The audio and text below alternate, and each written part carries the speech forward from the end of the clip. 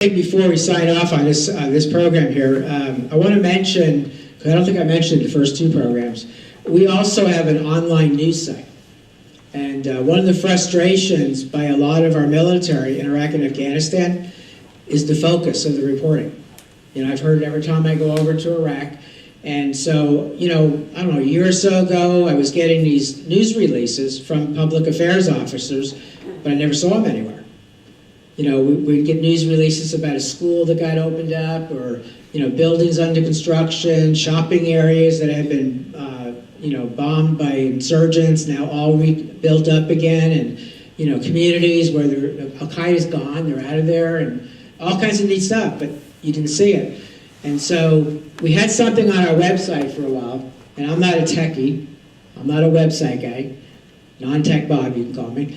And so my webmaster, Eric Shear, I don't know what I would do without him, he set me up a little template in the website, but it took a lot of clicks to get to it.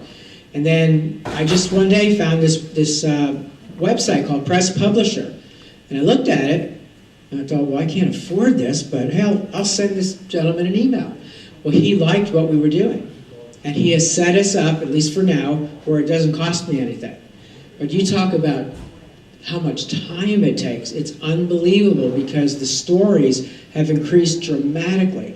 And it's called, appropriately, thankyouforyourservice.us. The October issue has over 140 stories. Military support groups, fallen heroes, all kinds of stories coming in from the public affairs officers in Iraq and Afghanistan, and they come every single day. The Department of Defense stories, I'm getting them, National Guard stories. It's amazing. I'll be on the computer some days 5-6 hours doing nothing but adding these stories. And I realize there's so much in the October issue already. I haven't been able to do anything now since my cat passed away 3 days ago. And so they're piling up in my email. So what I'm going to do when I go back is I'm going to have a second October issue. And there's a lot. I keep looking at these emails and I'm going, man, I might be sitting there 10, 12 hours more when I get back. But the important part of it is we're able to see stories that we're not hearing. You know, and there's so many different sources, and it's growing. Military support groups, they're sending me event announcements, and I just see it just growing and growing and growing. And so it's a privilege. It's another part of what we're trying to do to bring, you know, these stories to the American people. What we need, though, is help, and that is getting the word out. And that's how the talk show has grown. I think we're on track this month in October to get close to 10,000 readers. I've done absolutely nothing other than word of mouth. We have some amazing people I'm meeting on Facebook and MySpace and Twitter, and to be perfectly honest with you, this is all Greek to me. I'm learning as fast as I can. I still don't understand Twitter, but I've got over 2,000 people that are following me. I don't know how that happened. You know, and Facebook went over 1,000, just like that, so fast. And I've had people finding me that I knew 20 years ago. I put the announcement on about my Rainbow, my cat passing away. People that found it on Facebook and knew Rainbow when he was a kitten. I mean, amazing method of communication. And there's a lot of military organizations now on these social networking sites. And so we're getting ready to launch some major things. I have, when we finish here, I'm going to be October 16th in Jefferson City, Missouri. In the morning, we're going to be meeting with General K. He's the commander of the Missouri National Guard. And I was supposed to last year go over to Kosovo, and I didn't make it. Part of it was health issues, and part of it was not being able to raise the money at that time. And but I'm going to go there. They're very interested in getting the stories out about their last mission, which was Missouri National Guard and 10 other states. Their mission to Kosovo. Most people don't even know we have anybody there, let alone what are they doing. And what that one of them told me recently was, most people don't know what the National Guard are doing in their own state. That should not be happening, you know? I mean, and so I'm going to be there. They're sending me the bios. There's a Command Sergeant Major, who his bio's on, General K. There's he calls them chiefs. I'm not sure Maybe that's a chief warrant officer, possibly. And then in the afternoon, we're doing another show at another location with the Missouri Veterans Commission. And the lady that's putting that together, Pat Kerr, I had the privilege of interviewing her in Baldwin, Missouri last year. Do you know Pat? Oh, you do? Okay. We did a show in a senior citizens community, and over 200 people in the audience, many of them veterans. And we had some incredible stories. People come up from World War II. You know, it's amazing. And so we'll be doing that. And then my plan is, we're working on a plan, to launch a campaign to raise the money to get back over to Iraq. There's a transition going on. How many of you know that? One person? Two. Well, that's amazing, because you all really should know about it already, right? That there's an end game happening over there, you know? And all these sacrifices that have been made by so many people, that the American people don't have a clue. And we've got people over there right now that I was with in Baghdad in '07.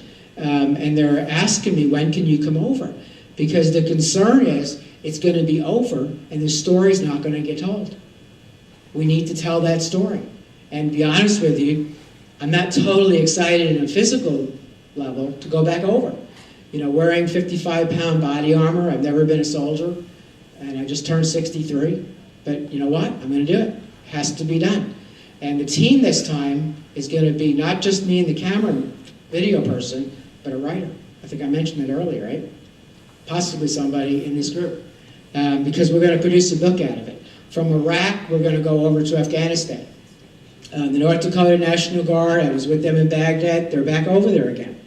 I don't know how many tours many of these people have been on between Iraq and Afghanistan. And they're very involved in the reconstruction part, the rebuilding process, the part that went on in Iraq around the surge and after the surge, where the communities are getting rebuilt, the people are getting on their feet. And when these, I mean, I don't know any other word to call them, killers, come into their community, they know who they are and they turn them in right away. They don't want them there anymore, because they know all these people bring is death and destruction. And so that's the part that when it's over is going to keep these countries where hopefully it won't ever happen again. And so there's a lot going on in Afghanistan. And the 4th BCT, 4th ID at Fort Carson, I interviewed one of the commanders before they left. And I told them I will do everything possible to get over there. And we're hoping to be able to do that later this year. They just lost 8 soldiers about 3 or 4 days ago. I don't know if you heard about that, where they were out in nowhere almost by the mountains, and it was a coordinated attack over 300 Taliban. 100 of them are not alive anymore, but we lost 8 soldiers.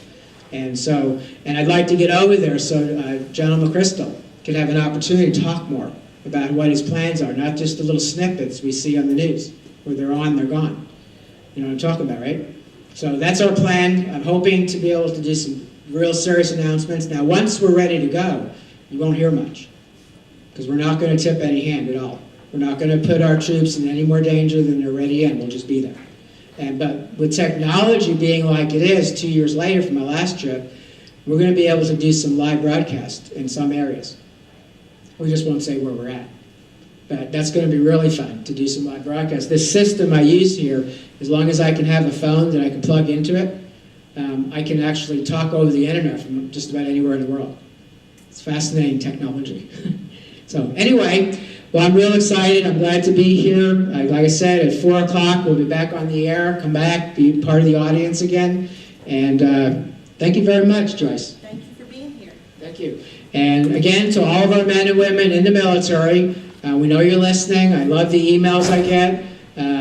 You listen when you have time. And we want you to know that we're here and we support you. And we're looking forward to you coming back home safe. So be safe, stay alert. God bless you. God bless America.